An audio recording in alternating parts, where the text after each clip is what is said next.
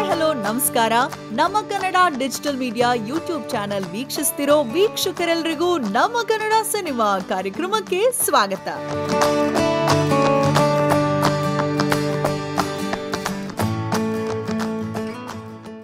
ವಿಶ್ವಂ digital media private limited ನಡಿಯಲ್ಲಿ ನಿರ್ಮಾಣವಾಗ್ತಿರೋ ಚಿತ್ರ ರಾಜತಂತ್ರ. ರಾಘವೇಂದ್ರ ರಾಜ್ಕುಮಾರ್ ಅಭಿನಯಿಸಿರೋ ಈ ಚಿತ್ರದ ಟೀಸರ್ ಇತ್ತೀಚೆಗಷ್ಟೇ ಬಿಡುಗಡೆಗೊಂಡಿದೆ.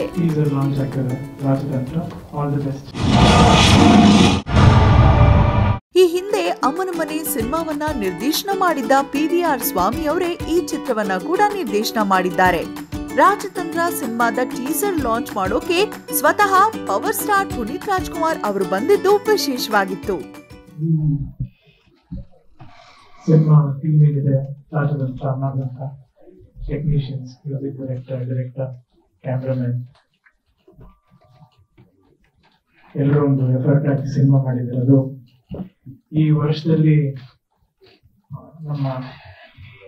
ನೀವು ಎಲ್ಲರೂ ಅನುಭವಿಸ್ತಿರೋಂಥ ಒಂದು ಪರಿಸ್ಥಿತಿ ಕರೋನಾ ವೈರಸ್ ಅನ್ನೋದ್ರಿಂದ ಈ ಸಂದರ್ಭದಲ್ಲಿ ಒಂದು ಸಿನಿಮಾನ ಶುರು ಮಾಡಿ ಎಲ್ಲರೂ ಒಟ್ಟಿಗೆ ಸೇರಿಕೊಂಡು ಅದರಂತ ಸೇಫ್ಟಿ ಪ್ರಿಕಾಷನ್ಸ್ ಅನ್ನ ತಗೊಂಡು ಸಿನಿಮಾ ಮುಗಿಸಿ ಅದರಲ್ಲಿ ಸಂತೋಷ ಆಗಿದೆ. ಏನಂದ್ರೆ ರಾಘಣ್ಣವರು ಸಿನಿಮಾ ಮೇಲೆ ಸಿನಿಮಾ ಮಾಡ್ತಾ ಇದ್ದಾರೆ, ಈಗ ತುಂಬಾ ಸಂತೋಷ ಆಗುತ್ತೆ. ಸೊ ಹಾಗಾಗಿ ರಾಘಣ್ಣವ್ರು ಹಾಕೊಂಡು ಮಾಡ್ತಿರೋಂಥ ನಿಮ್ಮ ಸಿನಿಮಾ ಒಳ್ಳೇದಾಗ್ಲಿ, ಚೆನ್ನಾಗಾಗ್ಲಿ ಅಂತ ನಾವು ಕೇಳ್ಕೊಂಡ್ವಿ.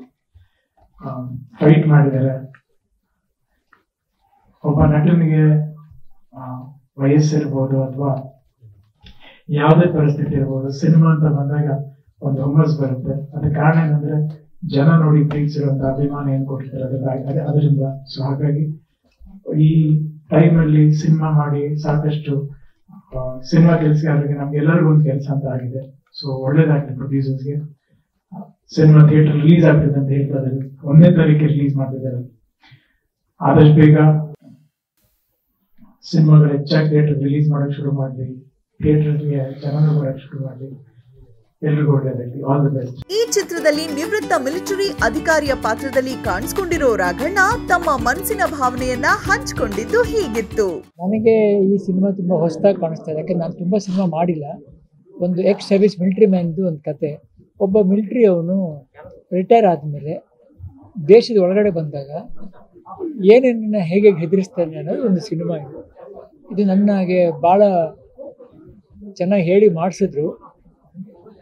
ಈ ಸಿನಿಮಾದಲ್ಲಿ ಒಂದು ಫೈಟ್ ಕೂಡ ಮಾಡಿಸಿದ್ರು ನನ್ನ ಕೈಲಿ. ಇನ್ನು ಸಿನಿಮಾ ಹೇಗೆ ಬಂದಿದೆ ಅಂತ ನಾವು ಹೇಳಬಾರ್ದು, ನೀವುಗಳು ಹೇಳಬೇಕು. ನೀವುಗಳು ಹೇಳಿ ಅದನ್ನು ಆಶೀರ್ವಾದ ಮಾಡಬೇಕು ಅಂತ ಕೇಳ್ಬೋದು. ನನಗೆ ಹೊಸ್ತಾಗಿತ್ತು, ಬೇಕಾದ್ರೆ ನಾನು ಹುಷಾರು ತಪ್ಪಿದ್ದು ಇದೇ ಮೊದಲನೇ ಸಲ ಫೈಟ್ ಮಾಡ್ತಿರೋದು. ಒಂದು ಅರ್ಧ ದಿನದಲ್ಲೇ ಮಾಡಿದ್ರು ಫೈಟ್. ಎಲ್ಲ ಸೇರ್ಕೊಂಡು ಮಾಡಿಸಿದ್ರು, ಮಾಡಿದೆ ಅಂತ ಹೇಳ್ತೀರ ಮಾಡಿಸಿದ್ರು. ಇನ್ನು ಅದಕ್ಕೆಲ್ಲದಕ್ಕಿಂತ ಹೆಚ್ಚಾಗಿ ನಾನು ಪಾರ್ಟ್ ಮಾಡ್ತಿರೋದು ತುಂಬ ದೊಡ್ಡ ವಿಷಯ ನನಗೆ.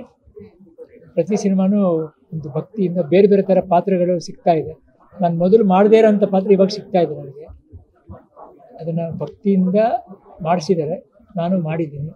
ಸೊ ನೀವೆಲ್ಲ ನೋಡಿ ಅದನ್ನು ಆಶೀರ್ವಾದ ಮಾಡಿ. ನಾವು ಮಾತಾಡೋದಕ್ಕಿಂತ ಸಿನಿಮಾ ಮಾತಾಡಬೇಕು ಅಂತ ನಮ್ಮ ತಂದೆ ಹೇಳ್ತಾರೆ. ಸಿನಿಮಾ ನಿಮ್ಮ ಹತ್ರ ಮಾತಾಡ್ಬಿಟ್ಟು ನಿಮ್ಗೆ ಇಷ್ಟ ಆಗ್ಬಿಟ್ರೆ ನಮ್ಗೆ ಅಷ್ಟೇ ಸಾಕು, ಇನ್ನೇನು ಬೇಡ ಅಂತ ಅನಿಸ್ತು. ಚಿತ್ರದ ನಿರ್ದೇಶಕ PVR ಸ್ವಾಮಿಯವರು ರಾಜತಂತ್ರದ ಬಗ್ಗೆ ಏನ್ ಹೇಳ್ತಾರೆ ಕೇಳೋಣ ಈಗ. ಕತೆ ಏನು ಹೇಳೋದೇನಿಲ್ಲ, ಒಂದು ಒಳ್ಳೆ ಸಿನಿಮಾ ಮಾಡಿದ್ದೀನಿ, ಕಮರ್ಷಿಯಲ್ ಸಿನಿಮಾ. ಜನವರಿ 1ಕ್ಕೆ ಬರ್ತಾ ಇದ್ದೀನಿ. ನಿಮ್ಮೆಲ್ಲರ ಸಹಕಾರ ಬೇಕು. ಇಲ್ಲ ಹಾಗೇನಿಲ್ಲ, ಒಪ್ಕೊಳ್ಳಿಲ್ಲ. ನಾನು ಏನು ಕೇಳಿದ್ರು ಇದು 2ನೇ ಸಿನಿಮಾ ಕಾಂಬಿನೇಷನು. ಹಾಗೆ ನನಗೆ ಯಾವುದೇ ರೀತಿ ಆ ಥರದ್ದು ಇಲ್ಲ ಅಂತ ಹೇಳಿಲ್ಲ. ಆಮೇಲೆ ನಂಗೆ ಒಳ್ಳೆ ಕೋಪ್ರೇಟ್ ಮಾಡಿದ್ರು. ನಾನು ಎಷ್ಟೊತ್ತು ಕೇಳ್ತೀನಿ ಅಷ್ಟೊತ್ತು 6 ಗಂಟೆಯಿಂದ 6 ಗಂಟೆಗೆ ಇರ್ತಿದ್ರು. ಸಾಯಂಕಾಲ ಎಷ್ಟೊತ್ತಾದರೂ ಶೂಟಿಂಗ್ ಮಾಡ್ತಿದ್ದೆ. ಎನರ್ಜಿ ತುಂಬ ಚೆನ್ನಾಗಿ ಕೊಟ್ಟರು, ತುಂಬ ಸಪೋರ್ಟ್ ಮಾಡಿದ್ರು. 1ನೇ ತಾರೀಕು ಅಂದರೆ ಹೊಸ ವರ್ಷದ ಮೊದಲನೇ ದಿನ ಶುಕ್ರವಾರ ಬಂದಿದೆ. ಸೊ ಅವತ್ತೇ ಈ ಚಿತ್ರನ ಬಿಡುಗಡೆ ಮಾಡಬೇಕು ಅಂತ ನಿರ್ಧಾರ ಮಾಡಿದ್ದೀವಿ. ರಾಜತಂತ್ರ ನಿವೃತ್ತ ಸೈನಿಕನ ಕತೆ. ಅದರಲ್ಲಿ ಒಂದು ಸ್ಲೋಗನ್ ಇದೆ, ಸೋಲ್ಜರ್ಸ್ ನೆವರ್ ರಿಟೈರ್. ಅಂದರೆ ಸೈನಿಕರು ಒಂದು ರೀತಿಯಲ್ಲಿ ಯೋಧರು, ದೇಶಕ್ಕೋಸ್ಕರ ಹೋರಾಡಿದವರು. ಆ ಹೋರಾಟದ ಮನೋಭಾವ ಅವರಲ್ಲಿ ಅದಕ್ಕೆ ನಿವೃತ್ತಿ ಅನ್ನೋದಿಲ್ಲ. ಡ್ಯೂಟಿಯಿಂದ ನಿವೃತ್ತಿ ಆದರೂ ಅವ್ರ ಮನೋಭಾವದ ನಿವೃತ್ತಿ ಇರಲ್ಲ. ಹಾಗಾಗಿ ಇಲ್ಲಿನ ನಿವೃತ್ತ ಸೈನಿಕ ಇಲ್ಲಿನ ಸಮಾಜದ ಶತ್ರುಗಳ ವಿರುದ್ಧ, ಹೊರಗಿನ ಶತ್ರುಗಳ ವಿರುದ್ಧ ಅವನು ಹೋರಾಡ್ತಾನೆ, ಸರ್ವಿಸ್ನಲ್ಲಿದ್ದಾಗ ಹೋರಾಡ್ತಾನೆ. ಆದರೆ ನಂತರದ ಈ ದೇಶವನ್ನು ಕಾಡೋ ಒಳಗಿನ ಶತ್ರುಗಳ ವಿರುದ್ಧ ಕೂಡ ಅವನು ಹೋರಾಟವನ್ನು ಮುಂದುವರಿಸ್ತಾನೆ. ಆತನ ಜೊತೆಗೆ ಅದೇ ರೀತಿಯ ಎಕ್ಸ್ ಸರ್ವಿಸ್ ಮೆನ್ಗಳು ಆತನ ಜೊತೆಗಿರ್ತಾರೆ. ಸೊ ಅಂಥ ಒಂದು ಹೋರಾಟದ ಸಂದರ್ಭದಲ್ಲಿ ಎದುರಾಗುವಂಥ ಬೇರೆ ಬೇರೆಯ ಸವಾಲುಗಳನ್ನ ಅವನು ಹೇಗೆ ಎದುರಿಸ್ತಾನೆ. ಯಾಕೆಂದರೆ ಆವಾಗ ದೈಹಿಕ ಶಕ್ತಿ ಅಷ್ಟೇ ಮುಖ್ಯ ಆಗೋದಿಲ್ಲ, ಅದಕ್ಕೆ ತಂತ್ರಗಾರಿಕೆ ಕೂಡ. ಚಾಣಕ್ಯನ ಕಾಲದಿಂದ ಕೂಡ ತಂತ್ರ ಅನ್ನೋದು, ರಾಜತಂತ್ರ ಅನ್ನೋದು ಒಂದು ಬಹಳ ದೊಡ್ಡ ವಿಷಯ. ಆ ತಂತ್ರಗಾರಿಕೆ, ಬುದ್ಧಿಬಲ ಅವನ್ನು ಬಳಸ್ಕೊಂಡು ಅವನ ಜೊತೆಗಿರುವಂಥ, ಅದಕ್ಕೆ ಬೆಂಬಲವಾಗಿ ನಿಲ್ಲುವಂಥ ಒಬ್ಬ ಪೊಲೀಸ್ ಫೋರ್ಸ್ ಆಗಿರ್ಬೋದು ಅಥವಾ ಒಳ್ಳೆಯ ರಾಜಕಾರಣಿನೂ ಆಗ್ಬೋದು. ಹೀಗೆ ಒಳಿತು ಕೆಟ್ಟಗಳು ಎಲ್ಲ ಕ್ಷೇತ್ರಗಳು ಇರುತ್ತೆ. ಅದರಲ್ಲಿ ಒಳ್ಳೆಯದನ್ನು ಆತನ ತನ್ನ ಅಸ್ತ್ರವಾಗಿ ಬಳಸ್ಕೊಂಡು ತನ್ನ ಬುದ್ಧಿಶಕ್ತಿಯಿಂದ ಯಾವ ರೀತಿ ಗೆಲ್ತಾನೆ ಅನ್ನೋದೇ ಈ ಚಿತ್ರದ ಕಥಾವಸ್ತು. ಹೊಸ ವರ್ಷದ ಮೊದಲ ದಿನಾನೇ ರಾಜತಂತ್ರ ಬಿಡುಗಡೆಯಾಗ್ತಾ ಇದ್ದು, ಈ ಚಿತ್ರದ ಮೂಲಕ ಕನ್ನಡ ಚಿತ್ರರಂಗಕ್ಕೆ ಒಳ್ಳೇದಾಗ್ಲಿ ಅಂತ ನಮ್ಮ ಕನ್ನಡ ಸಿನಿಮಾ ಕಾರ್ಯಕ್ರಮದ ಮೂಲಕ ಹಾರೈಸೋಣ.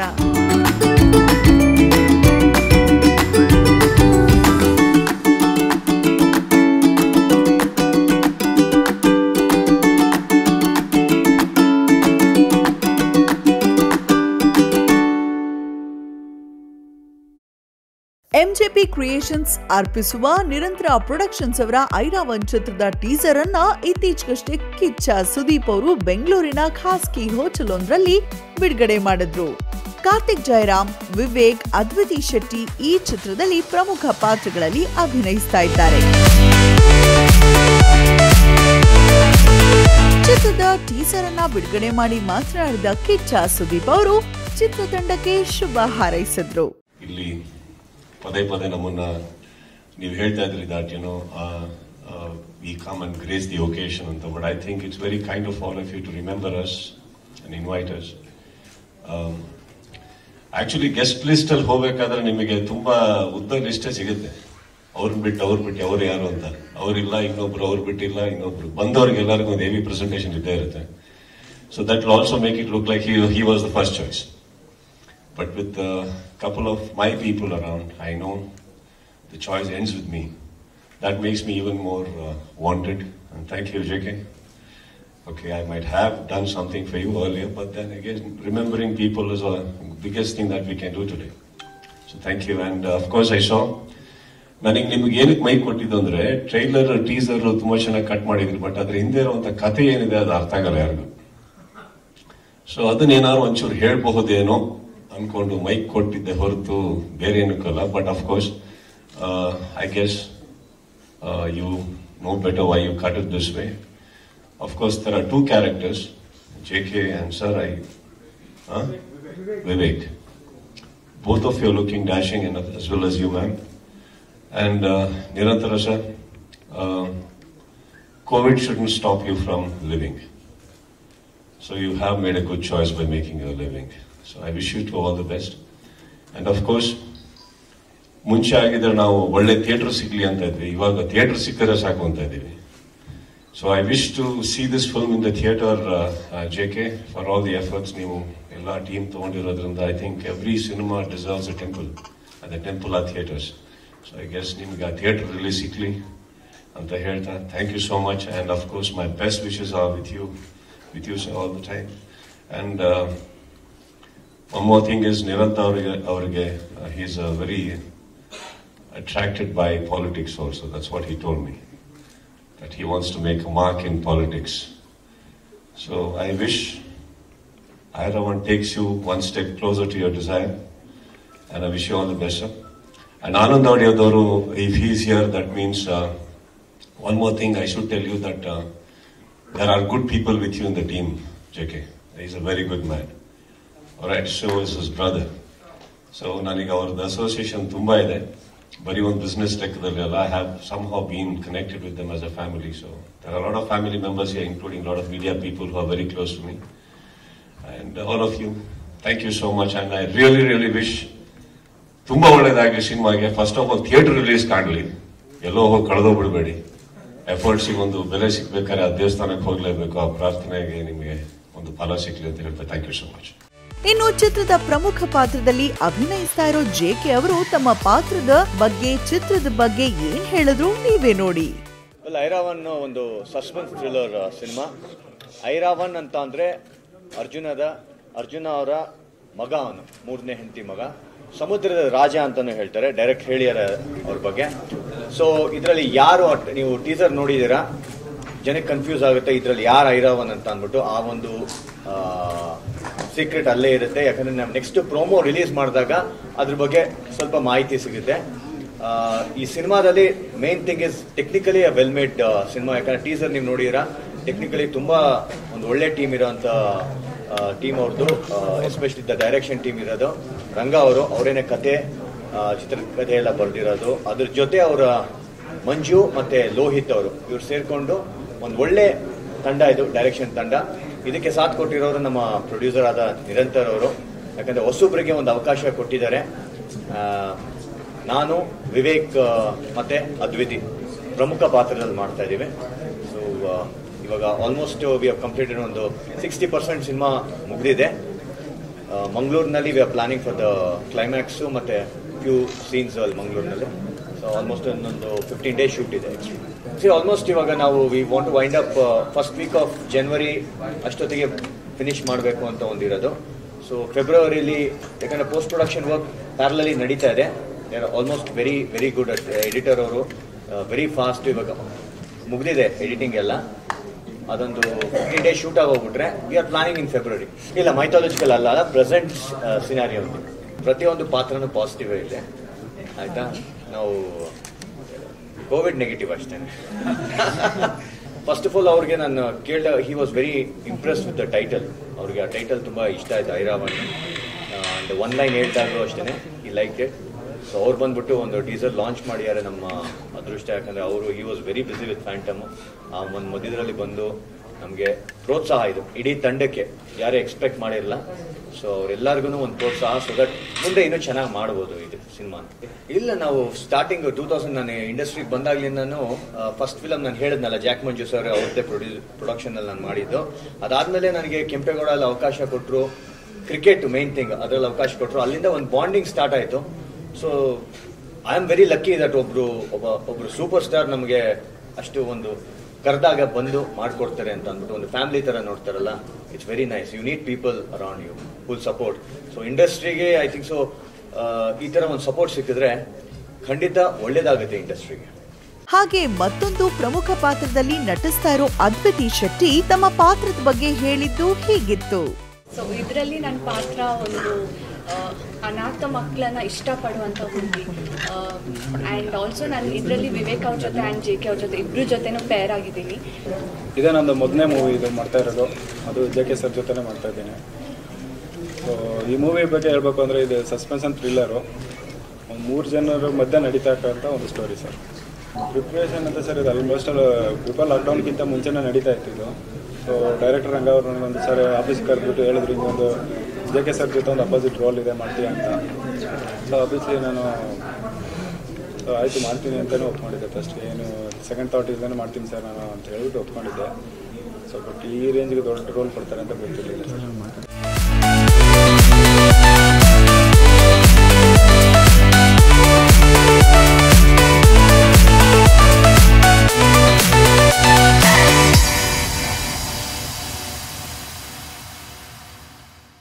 ಶರಣ್ ನಟನೆಯ ಹೊಸ ಚಿತ್ರದ ಶೀರ್ಷಿಕೆ ವಿಭಿನ್ನವಾಗಿ ಅನಾವರಣಗೊಂಡಿದೆ. ಹಿರಿಯ ನಿರ್ಮಾಪಕ ದ್ವಾರ್ಕೀಶ್ ಈ ಟೈಟಲ್ ಟೀಸರ್ ಅನ್ನ ಇತ್ತೀಚೆಗಷ್ಟೇ ಬಿಡುಗಡೆ ಮಾಡಿದ್ರು.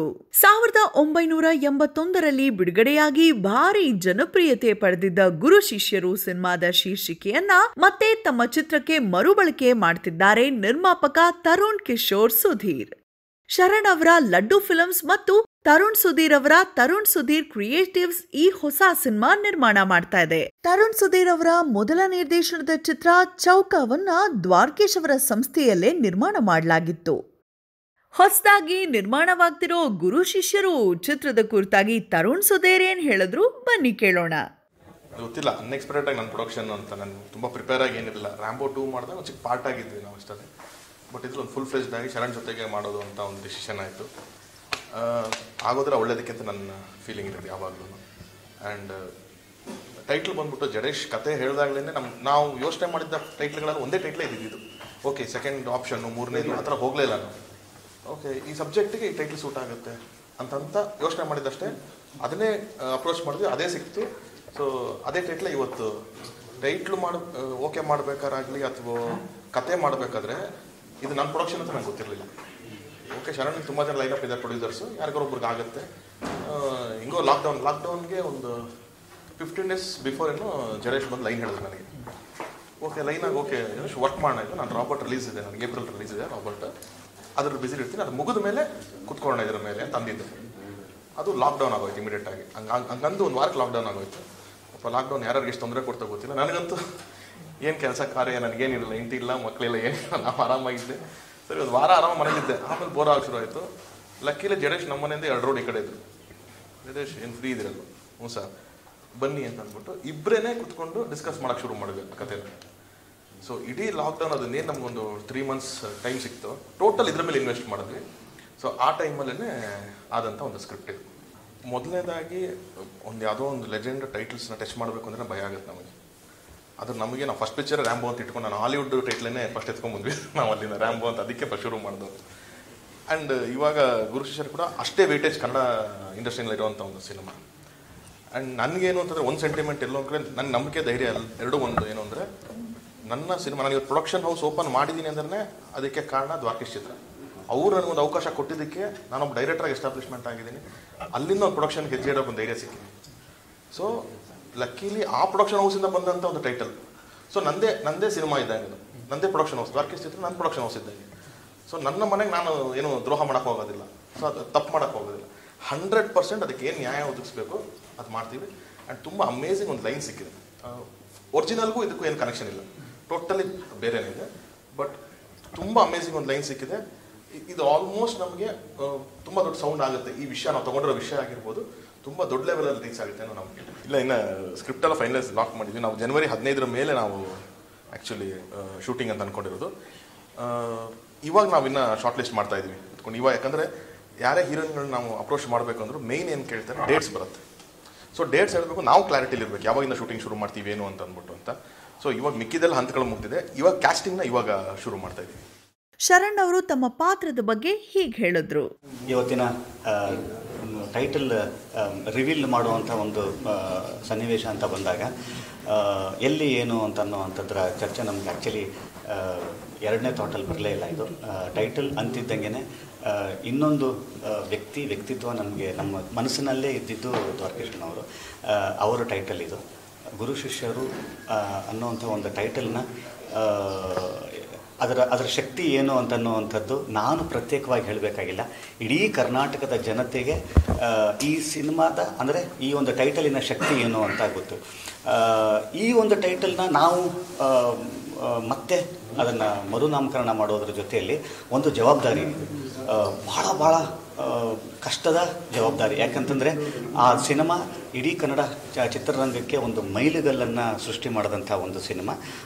ಈ ಥರದ ಸಿನಿಮಾಗೆ ನ್ಯಾಯ ಒದಗಿಸುವಂಥದ್ದಿದೆ ಗೊತ್ತಾ, ಅದು ನಮ್ಮ ಇಡೀ ತಂಡಕ್ಕೆ ಇರುವಂಥ ಭಾಳ ದೊಡ್ಡ ಜವಾಬ್ದಾರಿ. ಸೊ ಈ ನಿಟ್ಟಿನಲ್ಲಿ ನನಗೆ ನನ್ನ ಇಡೀ ತಂಡ ಏನಿದೆ ಒಂದು ಶಕ್ತಿಯುತವಾದಂಥ ಒಂದು ತಂಡ, ಭಾಳ ಸಿನಿಮಾನ ಪ್ರೀತಿ ಮಾಡುವಂಥ ಒಂದು ತಂಡ ಇರೋದು ನನಗೆ ಒಂದು ತುಂಬ ದೊಡ್ಡ ಆನೆ ಬಲ ಅಂತಂದರೆ ತಪ್ಪಾಗಲ್ಲ. ದ್ವಾರಕೀಶಣ್ಣವರು ಅಂತಂದಾಗ ನನಗೆ ಇನ್ನೊಂದು ಚಿಕ್ಕದೊಂದು ಒಂದು ಹೇಳಲೇಬೇಕು ನಾನು. ಎಲ್ಲಿಂದ ಶುರು ಆಯಿತು ಇದು ಅಂತಂತಂದರೆ, ನಾನು 2 ವರ್ಷದವನು, ಅಣ್ಣಂಗದು ನೆನಪಿರುತ್ತೆ ಆ್ಯಕ್ಚುಲಿ.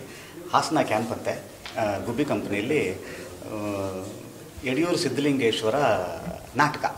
ಅಲ್ಲಿ ಅಣ್ಣ ಗೆಸ್ಟಾಗಿ ಬಂದಿರ್ತಾರೆ ನಾಟಕ ನೋಡಲಿಕ್ಕೆ. ಆ ನಾಟಕದಲ್ಲಿ ಒಂದು ಗುರು ಶಿಷ್ಯರ ಸೀನ್ ಅದು. ನಮ್ಮ ತಂದೆ ಗುರು, ನಾನು ಶಿಷ್ಯನಾಗಿರ್ತೇನೆ ಅಂತೆ.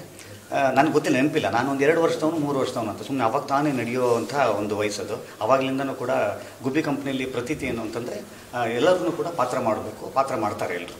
ಸೊ ಅಲ್ಲಿ ಫಸ್ಟ್ ಬಣ್ಣ ಹಚ್ಚಿದ್ದು ನನ್ನ ಅದೃಷ್ಟ ಅದು. ಅಲ್ಲಿ ಒಂದು ಚಿಕ್ಕ ಪಾತ್ರದಲ್ಲಿ ಒಂದು 2-3 ಕಾಮಿಡಿ ಸನ್ನಿವೇಶ ಬರುತ್ತೆ.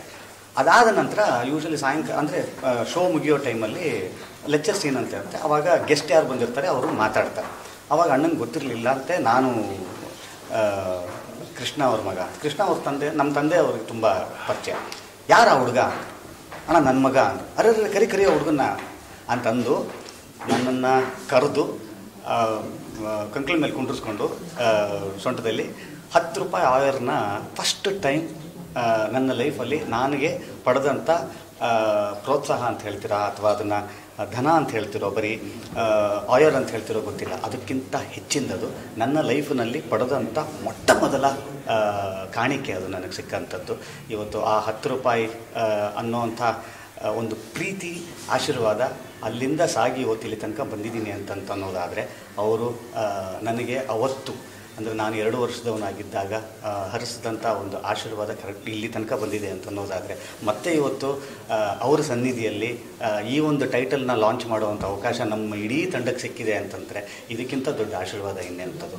ಅವ್ರ ಮುಖಾಂತರ ಇವತ್ತು ಟೈಟಲ್ ಗುರು ಶಿಷ್ಯರು ಅನ್ನೋವಂಥದ್ದು. ಯಾಕಂದರೆ ಅವಾಗಲೇ ನೀವು ಹೇಳಿದ್ರಿ ಚಂದ, ಅವರು ಬರೀ ಸಿನಿಮಾಗೆ ಮಾತ್ರ ಗುರು ಶಿಷ್ಯರಲ್ಲ, ಇವತ್ತು ಇಡೀ ಚಿತ್ರರಂಗಕ್ಕೆ ಹಿರಿಯರ ಸ್ಥಾನದಲ್ಲಿದ್ದಾರೆ, ಗುರುವಿನ ಸ್ಥಾನದಲ್ಲಿದ್ದಾರೆ. ಇವತ್ತು ಶಿಷ್ಯರ ಒಂದು ಕರ್ತವ್ಯ, ಅವ್ರಿಗೊಂದು ಒಳ್ಳೆಯ ಸಿನಿಮಾ, ಯಾಕಂದರೆ ಅವರ ಟೈಟಲ್ ಅದು, ಅವ್ರ ಪ್ರೀತಿಯ ಟೈಟಲ್ ಅದು. ಸೊ ಆ ಟೈಟಲಿಗೆ ನ್ಯಾಯ ಒದಗಿಸುವಂಥ ಎಲ್ಲ ನಿಟ್ಟಿನಲ್ಲೂ ಕೂಡ ನಮ್ಮ ಇಡೀ ತಂಡ ಶ್ರಮಿಸುತ್ತೆ, ನಮ್ಮ ಇಡೀ ತಂಡ ಅದಕ್ಕೆ ಭದ್ರ ಆಗಿರುತ್ತೆ ಅಂತ ಹೇಳ್ತಾ ಮತ್ತೊಮ್ಮೆ ಅವರು ನನ್ನ ಟೈಟಲ್ನ ಲಾಂಚ್ ಮಾಡಿಕೊಟ್ಟಿದ್ದಕ್ಕೆ ಧನ್ಯ ಅಂತ ಹೇಳೋದಕ್ಕೆ ಇಷ್ಟ. ಹೌದು, ಖಂಡಿತ. ಅದೇನಂತಾರೆ ಇವತ್ತು ಅವ್ರು ನೋಡ್ಕೊಂಡು ಬೆಳೆದವ್ರು ನಾವು. ಕಾಮಿಡಿ ಅಂತಂದರೆ ಇವತ್ತು ಕಾಮಿಡಿ ಅಂತನ್ನೋಂಥ ನಾನೊಬ್ಬ ಕಾಮಿಡಿಯನ್ನಾಗಿ, ಒಬ್ಬ ಕಾಮಿಡಿ ನಟನಾಗಿ ಈ ಕ್ಷೇತ್ರ ಅಂದರೆ ಈ ಕಾಮಿಡಿ ಅಂತನ್ನೋ ಕ್ಷೇತ್ರ ಎಷ್ಟು ಶಕ್ತಿಯುತವಾಗಿರುತ್ತೋ, ಎಷ್ಟು ರಿಚ್ ಆಗಿರುತ್ತೋ ಅಷ್ಟು ಕಾಮಿಡಿ ಕಲಾವಿದರು ಖಂಡಿತವಾಗ್ಲೂ ಚೆನ್ನಾಗಿರ್ತಾರೆ, ಶಕ್ತಿಯುತವಾಗಿರ್ತಾರೆ ಅಂತನ್ನೋದಕ್ಕೆ ಈ ಒಂದು ಕ್ಷೇತ್ರವನ್ನು ಬಲಪಡಿಸೋದ್ರಲ್ಲಿ ದ್ವಾರಕೀಶ್ ಅಣ್ಣವರ ಪಾತ್ರ ಇದು ಅಜರಾಮರ. ಇದು ಇತಿಹಾಸನೂ ಕೂಡ ಕನ್ನಡ ಚಿತ್ರರಂಗ ಯಾವತ್ತಿಗೂ ಕೂಡ ಇಂದು ಮುಂದೆ ಇನ್ನು 100 ವರ್ಷ ಹೋಗಲಿ 200 ವರ್ಷ ಹೋಗಲಿ ಈ ಒಂದು ಚರಿತ್ರೆನ ಮರೆಯೋಕ್ಕಾಗಲ್ಲ. ಇವತ್ತು ನಾವೆಲ್ಲರೂ ಕಾಮಿಡಿಯನ್ಸ್ ಆಗಿ ಇಲ್ಲಿ ನಿಂತಿದ್ದೀವಿ ಅಂತ ಅನ್ನೋದಾದರೆ ಅವ್ರು ಹಾಕ್ಕೊಟ್ಟಂಥ ಒಂದು ಮಾರ್ಗದರ್ಶನ, ಅವ್ರು ಹಾಕ್ಕೊಟ್ಟಂಥ ಒಂದು ದಾರಿ, ಆ ದಾರಿಯಲ್ಲಿ ಸಾಗ್ತಾ ಇದ್ದೀವಿ ಅಷ್ಟೇ.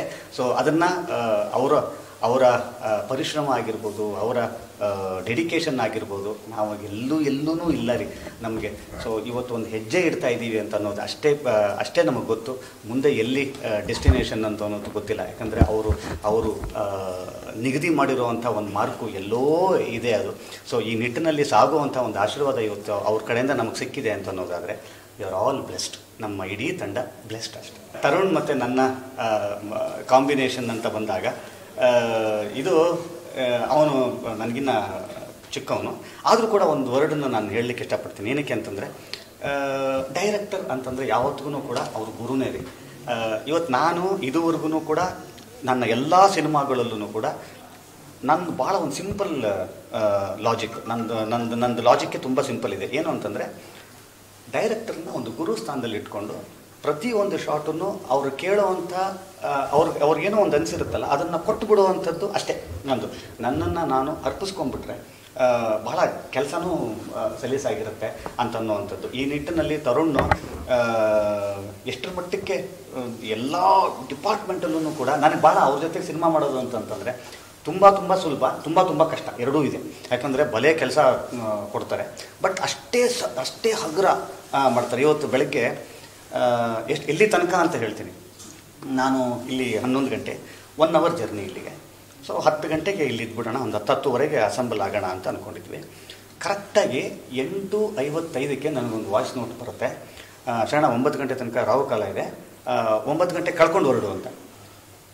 ನಾನು ಹೇಳ್ತಿರೋದು ಅಲ್ಲಿ ತನಕ ನನಗೆ ಕೆಲಸ ಸುಲಭ ಮಾಡ್ತಾರೆ. ಅಂದರೆ ಸೊ ಈ ಥರದ ಒಂದು ವ್ಯಕ್ತಿತ್ವ ಜೊತೆಯಲ್ಲಿದ್ದಾಗ ಬಹಳ ಕೆಲಸ ಸುಲಭ ಆಗ್ತದೆ.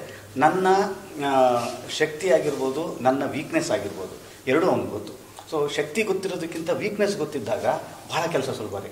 ಸೊ ಇದು ನಿನಗಾಗುತ್ತೆ, ಇದು ನಿನಗಾಗಲ್ಲ ಬೇಡ ಅಂತ ಅನ್ನೋವಂಥದ್ದನ್ನು ಚರ್ಚೆಗೂ ಬರೋಲ್ಲ, ಅಲ್ಲೇ ಡಿಲೀಟ್ ಆಗಿರುತ್ತೆ, ಅಲ್ಲೇ ಇದಾಗಿರುತ್ತೆ. ಗುರು ನನ್ನ ಕೈಲಾಗುತ್ತೆ, ಗುರು ನೀನು ಮಾಡ್ತೀಯಾ ಮಾಡು ಅಂತ. ಏನಕ್ಕೆಂದರೆ ನನ್ನ ಹಿಂದಿನ ಒಂದು ಸುಮ್ಮನೆ ಎಕ್ಸಾಂಪಲ್ ಹೇಳಬೇಕು ಅಂದರೆ ಚುಟು ಚುಟು ಸಾಂಗ್ ಆಗಿರ್ಬೋದು, ಫಸ್ಟ್ ಅವರು ಆ ವಿಡಿಯೋ ತೋರಿಸಿದಾಗ ಗುರು ನನ್ನ ಕೈಲಿ ಆಗಲ್ಲ ಅಂತ ಓಡೋಗ್ಬಿಟ್ಟಿದ್ದೆ ನಾನು. ನೀವು ಟ್ರೈ ಮಾಡಿ ಆಗಲಿಲ್ಲ ಅಂತಂತಂದರೆ ಪರವಾಗಿಲ್ಲ ಅಂತ.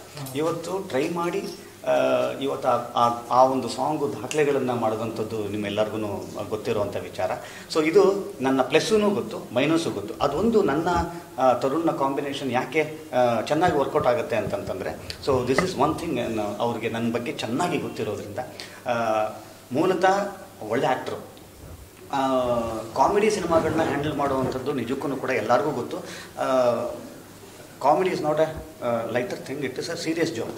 ತುಂಬ ಸೀರಿಯಸ್ ಜಾಬ್ ಇದು. ನಾವೆಷ್ಟು ನಗ್ನಗ್ತಾ ನೋಡ್ತೀವಿ ಅಷ್ಟು ಸುಲಭ ಅಲ್ಲ. ಅದನ್ನು ನಿಭಾಯಿಸೋದಕ್ಕೆ ತರುಣ್ ಕೈಲಿ ಸಾಧ್ಯ ಆಗ್ತಾ ಇದೆ. ಏನಕ್ಕೆ ಅಂತಂದರೆ ಮೂಲತಃ ಕಲಾವಿದನ ಮಗ. ಸೊ ಹೀಗಾಗಿ ಡೈರೆಕ್ಟ್ರೂ ಹೌದು, ಕಲಾವಿದನೂ ಹೌದು. ಸೊ ಇಲ್ಲಿ ನಮಗೆ ಇನ್ನೊಂದು ಶಕ್ತಿ ಸಿಕ್ಕಿದ್ದು ಜಡೇಶ್ ಅವರು ನಿರ್ದೇಶನ. ನನಗೆ ಒಂದಿಷ್ಟು ಹೊಸ ಥರಗಳನ್ನು ನಾವು ಸುಮ್ಮನೆ ಮಾತಾಡ್ತಿರ್ತೀವಿ, ಬಟ್ ಇಲ್ಲಿ ಪ್ರಯೋಗ ಮಾಡುವಂಥದ್ದು ಇದೆಯಲ್ಲ, ಸ್ಟ್ರೈಕ್ ಆಗುವಂಥದ್ದು ಇದೆಯಲ್ಲ, ಇಲ್ಲಿ ನನಗೆ ಇಷ್ಟವಾಗಿದ್ದು ಜಡೇಶ್ ಅವರ ಹಿಂದಿನ ಸಿನಿಮಾ ಜೆಂಟಲ್ಮನ್ ಸಿನಿಮಾ. ನನಗೆ ಅವ್ರ ಪರಿಚಯ ಇಲ್ಲ ಆ್ಯಕ್ಚುಲಿ. ಫಸ್ಟು ನನಗೆ ಒಂದು ಟ್ರೇಲರ್ ಬೈಟ್ ತೊಗೊಳ್ಳೋದಕ್ಕೆ ಅಂತ ನನ್ನ ಮನೆಗೆ ಬಂದರು. ಆ ಟ್ರೇಲರ್ ಬೈಟ್ ನೋಡಿದಾಗ ಸುಮಾರು ವಿಚಾರಗಳು ಇಟ್ಟಿದ್ದಾರಲ್ಲ ಇವರು ಅಂತಂದಾಗ ನನಗೆ ಅವಾಗಿಂದನೂ ಒಂದು ಕಣ್ಣು ಅವ್ರ ಮೇಲೆ ನನಗೆ ಅವಾಗಿಂದನೂ ಚೆನ್ನಾಗಿ ನೆನಪಿದೆ. ನನಗೆ ಇವ್ರ ಜೊತೆಗೆ ಒಂದು ಸಿನಿಮಾ ಮಾಡಬೇಕು ಅಂತ ಅಂದ್ಕೊಂಡಿದ್ದೆ. ಮಾತ್ರ ಯಾರ ಜೊತೆಯಲ್ಲಿ? ಜಡೇಶ್ ಅವ್ರ ಜೊತೆಯಲ್ಲಿ. ಸಕಲೇಶ್ಪುರದಿಂದ ಮನೆಗೆ ವಾಪಸ್ ಬೆಂಗಳೂರಿಗೆ ಬರ್ತಾಯಿದ್ದೆ. ಹಿರಿಸಾವೆ ಅಂತ ಅನ್ನೋ ಒಂದು ಊರು ಚೆನ್ನಾಗಿ ನೆನಪಿದೆ ನನಗೆ. ಮಧ್ಯಾಹ್ನ 2 ಗಂಟೆಗೆ ಅವ್ರದ್ದೊಂದು ಫೋನ್ ಬರುತ್ತೆ ನನಗೆ. ಊರು ಹೇಳ್ತೀನಿ, ತರಕಾರಿ ತೊಗೋತಾ ಇದ್ದೆ. ಅಲ್ಲಿ ಕರೆಕ್ಟಾಗಿ ಒಂದು ಫೋನ್ ಬರುತ್ತೆ. ಸರ್ ಜಡೇಶ್ ನನಗೆ ಗೊತ್ತಲ್ವಾ ಅಂತ. ಅವ್ರೇ ಗೊತ್ತು ರೀ, ನಿಮ್ಮ ಸಿನಿಮಾ ಚೆನ್ನಾಗಿ ಹೋಗ್ತಾ ಇದೆ, ಅವ್ರಿಗೆ ಕಂಗ್ರ್ಯಾಚುಲೇಷನ್ಸ್ ಅಂದೆ. ಸರ್ ಒಂದು ಸಿನಿಮಾ ಮಾಡೋಣ ಅಂತಿದ್ದೀನಿ. ಆ್ಯಕ್ಚುಲಿ ನನಗೂ ಅದೇ ಬೇಕಾಗಿತ್ತು. ಸೊ ಅಲ್ಲಿ ಶುರುವಾದಂಥ ಒಂದು ಹಿರಿಸಾವೆಯಲ್ಲಿ ಶುರುವಾದಂಥ ಒಂದು ಸಂಬಂಧ ಅದು. ಈ ನಿಟ್ಟಿನಲ್ಲಿ ಒಂದು ಸುಮಾರು ಹೊಸ ಪ್ರತಿಭೆಗಳು. ಇವತ್ತು ಸುಧಾಕರ್ ಶೆಟ್ಟಿಯವರು ಈ ಸಿನಿಮಾದ ಛಾಯಾಗ್ರಾಹಕರಾಗಿರ್ತಾರೆ. ಫಸ್ಟ್ ಟೈಮ್ ದಿನೇಶ್ ಲೋಕನಾಥ್ ಅವರು ಈ ಸಿನಿಮಾದ ಮ್ಯೂಸಿಕ್ಕಿನ ಸಾರಥ್ಯವನ್ನು ವಹಿಸಿರ್ತಾರೆ. ಸೊ ಹೀಗಾಗಿ ಫಸ್ಟ್ ಟೈಮ್ ಭಾಳ ಫಸ್ಟ್ಸ್ ಇದೆ ಇಲ್ಲಿ. ಮೊದಲುಗಳು ತುಂಬ ಇದೆ. ನಾನು ಜಡೇಶ್ ಅವರಾಗಿರ್ಬೋದು, ಸುಧಾಕರ್ ಶೆಟ್ಟಿಯವರಾಗಿರ್ಬೋದು, ಅಜನೀಶ್ ಅವರಾಗಿರ್ಬೋದು, ಭಾಳ ಹೊಸದಿದೆ. ತುಂಬ ಹೊಸದಿದ್ದರೆ ಒಂದು ಹೊಸ ರುಚಿ ಹುಟ್ಟುತ್ತೆ ಅನ್ನೋದಕ್ಕೆ ಇದಕ್ಕಿಂತ ಒಂದು ದೊಡ್ಡ ಎಕ್ಸಾಂಪಲ್ ಏನಿದೆ ಅನ್ಸುತ್ತೆ. ಕತೆ ಮಾಡಿದಾಗ ಕತೆ ಸ್ಕ್ರೀನ್ ಪ್ಲೇ ಎಲ್ಲ ಆದಾಗ ಟೈಟ್ಲ್ ಹುಡುಕ್ತಾ ಇದ್ದಾಗ ಇದು ಸ್ವಲ್ಪ ಆಪ್ತ ಅನಿಸ್ತು. ಬಟ್ ಹಾಗೆ ತಗೊಳಕ್ಕಾಗಲ್ಲ. ಹಿಂದಿನ ದೊಡ್ಡ ಹಿಟ್ಟಾಗಿರೋ ಮೂವಿಗಳು ಮತ್ತು ಎಷ್ಟೋ ಜನಗಳ ಮನಸ್ಸಲ್ಲಿ ಇರುವಂಥ ಮೂವಿಗಳ ಟೈಟ್ಲ್ ತೊಗೊಂಡ್ರೆ ಆ ಎಕ್ಸ್ಪೆಕ್ಟೇಷನ್ ಇರುತ್ತೆ ಅಂತಲೂ ಗೊತ್ತು. ಒಂದು ಧೈರ್ಯ ಏನಂದರೆ ನನಗೆ ಸ್ಕ್ರಿಪ್ಟು ಒಂದು ಸ್ವಲ್ಪ ಸ್ಟ್ರಾಂಗ್ ಆಗೇ ಇತ್ತು. ಅಂದರೆ ಲಾಕ್ಡೌನ್ ಟೈಮಲ್ಲಿ ಮಾಡಿದ್ದು ಆ ಸ್ಟ್ರಾಂಗ್ನೆಸ್ ಇತ್ತು. ತರುಣ್ ಸಾರದ್ದು ಒಂದು ಧೈರ್ಯ ನನಗೆ. ಅಂದರೆ ಅವರು ಕ್ರಿಯೇಟಿವ್ ಡಿಪಾರ್ಟ್ಮೆಂಟ್ ಇದ್ದಾಗ ನಾವು ಯೋಚನೆ ಮಾಡಿದಾಗ ಸರ್ ಹಿಂಗೆ ಇಟ್ಕೊಂಡು ಹೋಗೋಣ ಅಂತ ಅನಿಸಿದಾಗ ಸೊ ಮಾಡೋಣ ಅಂದಾಗ ನಾವು ತುಂಬ ಪರಿಶೀಲನೆ ಮಾಡಿದ್ವಿ. ಆ ಸಿನಿಮಾಗೆ ಯಾವುದೇ ಭಾವ ಬಂಗ ಆಗಬಾರ್ದು ಮತ್ತು ನಾವು ಆದರೆ ಎಕ್ಸ್ಪೆಕ್ಟೇಷನ್ಸ್ ಇರುತ್ತೆ ಯೋಚನೆ ಮಾಡಿದಾಗ. ಸೊ ಸ್ಕ್ರಿಪ್ಟ್ ಚೆನ್ನಾಗಿದೆ, ಅದೇ ಕೇಳುತ್ತೆ. ಅದ್ರಾಗ ಒಂದು ಟೀಸರ್ ಮಾಡಿದ್ವಿ ನಾವು ಟೈಟ್ಲ್. ಅಲ್ಲಿ ಶರಣ್ ಸರ್ ಹೇಳ್ತಾರೆ ಅಂದರೆ ಲೈಫಲ್ಲಿ ಯಾರಾದರೂ ಒಬ್ಬರು ಗುರು ಆಗಿರ್ತಾರೆ, ಇಲ್ಲ ಶಿಷ್ಯರಾಗಿರ್ತಾರೆ. ಸೊ ಆ ಒಂದು ನಿಟ್ಟಿನಲ್ಲಿ ಈ ಟೈಟ್ಲ್ ಇಡ್ತೀವಿ. ಬಟ್ ಟೈಟ್ಲಿಗೂ ಸಿನಿಮಾಗೂ ತುಂಬ ಆಪ್ತಿದೆ. ಹೌದು. ನಾವು ಆ ಸಿನಿಮಾ ನಾನು ಬರುವಾಗ ಹುಟ್ಟಿರಲಿಲ್ಲ ಆ್ಯಕ್ಚುಲಿ. ಸೊ ಆ ಸಿನಿಮಾನ ಅದಾದಮೇಲೆ ನೋಡಿದ್ಮೇಲೆ ತುಂಬ ಇಷ್ಟ ನನಗೆ ಗುರು ಶಿಷ್ಯರ ಸಿನಿಮಾ. ಎಷ್ಟೋ ಸಾರಿ ನಮಗೆ ಟೆನ್ಷನ್ ಆದಾಗ ಮತ್ತು ಅಕಸ್ಮಾತ್ ಟಿ ವಿಯಲ್ಲಿ ಹಾಕಿದಾಗ ನಾನು ಫುಲ್ ಆ ಥರದ್ದು ನೋಡಿಕೊಂಡೇ ಬೆಳೆದ ಸಿನಿಮಾ. ಸೊ ಆ ಟೈಟ್ಲ್ ಇಡಬೇಕಾದ್ರೆ ಆಡಿಯನ್ಸ್ ಬರ್ತಾ ಇರೋರು ತುಂಬ ಅಂದರೆ ಅದೇ ಎಕ್ಸ್ಪೆಕ್ಟೇಷನ್ ಇರುತ್ತೆ. ಸೊ ಅದನ್ನ ಇಟ್ಕೊಂಡ್ಮೇಲೆ ಇದು ನಾವು ಕಾಮಿಡಿ ಮಾಡಬೇಕಂತಲೇ ಇಟ್ಕೊಂಡಿದ್ವಿ. ಬಟ್ ಅದಕ್ಕೂ ಇದಕ್ಕೂ ಸಂಬಂಧ ಇಲ್ಲ. ಗುರು ಶಿಷ್ಯರು ಇದ್ದಾರೆ, ಬಟ್ ಆ ಕತೆ ಹೋಗೋ ರೀತಿ ಬೇರೆ, ನಮ್ಮ ಕತೆ ಹೋಗೋ ರೀತಿನೇ ಬೇರೆ. ಇನ್ನು ಎಲ್ಲದಕ್ಕಿಂತ ಖುಷಿ ವಿಚಾರ ಅಂದರೆ ದ್ವಾರಕಿ ಸಾರು. ನನಗೆ ಅದು ಊಹೆನೂ ಇರಲಿಲ್ಲ ಅವ್ರ ಸಿನಿಮಾ ಟೈಟ್ಲು, ಅವ್ರ ಬಿಡುಗಡೆ. ಸೊ ನನಗೆ ಅದು ಇನ್ನೂ ಡೈಜೆಸ್ಟ್ ಆಗ್ತಾಯಿಲ್ಲ. ಅದೇ ಇನ್ನೂ ಭಯ ಇದರಲ್ಲೇ ಇದ್ದೀನಿ. ಸೊ ಇಲ್ಲೆಲ್ಲ ಅಂತಂದರೆ ಅಷ್ಟೇ ಸರ್. ಧೈರ್ಯ ಒಂದು ಟೈಟ್ಲು ಇದೆಲ್ಲ ಸ್ಕ್ರಿಪ್ಟ್ ಅಂತಂದರೆ ತರುಣ್ ಸಾರ್ ಒಂದು ಸ್ವಲ್ಪ ತುಂಬ ಬ್ಯಾಕ್ ಸಪೋರ್ಟ್ ನಿಂತ್ಕೊಂಡು ಪ್ರತಿಯೊಂದು ಹಂತದಲ್ಲಿ ಸ್ಕ್ರಿಪ್ಟು ಮತ್ತು ಕತೆ ತುಂಬ ಇದ್ದು ಸಪೋರ್ಟ್ ಮಾಡಿ ಇಲ್ಲಿ ತಂದರು. ಬಟ್ ನನಗೆ ನನ್ನ ಜವಾಬ್ದಾರಿ ಏನಂತಂದರೆ ಅದಕ್ಕೆ ಗುರು ಶಿಷ್ಯರ ಟೈಟ್ಲಿಗೆ ಯಾವುದೇ ರೀತಿ ಇದಿಲ್ಲದೆ ನಾವು ಅಷ್ಟೇ ಚೆನ್ನಾಗಿ ಮಾಡ್ತೀವಿ ಅನ್ನೋದು ನಂಬಿಕೆ. ಅದೇ ನನ್ನ ಭಾಗ್ಯ. ಇವಾಗ ನನಗೆ ಆಗಿರ್ಬೋದು ಮತ್ತು ನಮ್ಮ ಅಜನೀಶ್ ಸಾರೇ ಆಗಿರ್ಬೋದು, ಸುಧಾಕರ್ ಶೆಟ್ಟಿ, ಇದೆಲ್ಲ ಸ್ವಲ್ಪ ಜೆಂಟಲ್ಮೆನ್ ಟೀಮ್ ಅದು. ಸೊ ಅದಕ್ಕೆ ಈ ಟೀಮಿಗೆ ಅಂದರೆ ಅದೊಂದು ನಾವು ಅವಕಾಶ ಅಂತಲೇ ಭಾವಿಸಿದ್ವಿ. ಒಂದು ಲೈನ್ ಹೇಳಿದಾಗ ಸಾರು ಒಪ್ಪಿಲ್ಲ ಅಂತ. ಫಸ್ಟ್ ನಾನು ಶರಣ್ ಸಾರಿಗೆ ಫೋನ್ ಮಾಡಿದ್ಮೇಲೆ ಆಮೇಲೆ ಅವ್ರಿಗೆ ಹೇಳಿದೆ. ಆಮೇಲೆ ತರುಣ್ ಸಾರಿಗೆ ಹೇಳಿದ್ಮೇಲೆ ಲೈನ್ ಹೇಳಿದಾಗ ಅವರು ಓಕೆ ಲೈನು ಎಲ್ಲವೂ ಚೆನ್ನಾಗಿರುತ್ತೆ ಮಗ, ಸ್ವಲ್ಪ ಇದು ಮಾಡ್ಕೊಂಬಂತ ಹೇಳಿದ್ರು. ಅವರು ತುಂಬ ಚೂಸಿಯಾಗಿಯೇ ಹೇಳಿದರು. ಸ್ವಲ್ಪ 1 ವೀಕ್ ಆದಮೇಲೆ ಹೇಳಿದಾಗ ಅವರು ಇಂಟ್ರೆಸ್ಟ್ ತೊಗೊಂಡು ಕೂಡೋಕ್ಕೆ ಶುರು ಮಾಡಿದ್ರು. ಆವಾಗ ಲಾಕ್ಡೌನ್ ಆಯಿತು. ಲಾಕ್ಡೌನಲ್ಲಿ ಆಫೀಸಲ್ಲಿ ನಾವು ತರುಣ್ ಸರ್ ಬಿಟ್ಟರೆ ಇನ್ಯಾರು ಆಫೀಸ್ ಬಾಯ್ ಇಲ್ಲ, ದಿನ ಬಂದು ಈ ಸ್ಕ್ರಿಪ್ಟ್ ಲಾಕ್ಡೌನಲ್ಲಿ ಮಾಡಿರೋದು ತರುಣ್ ಸರ್ ನಾವು ಸೇರಿ ಮಾಡಿರೋದು.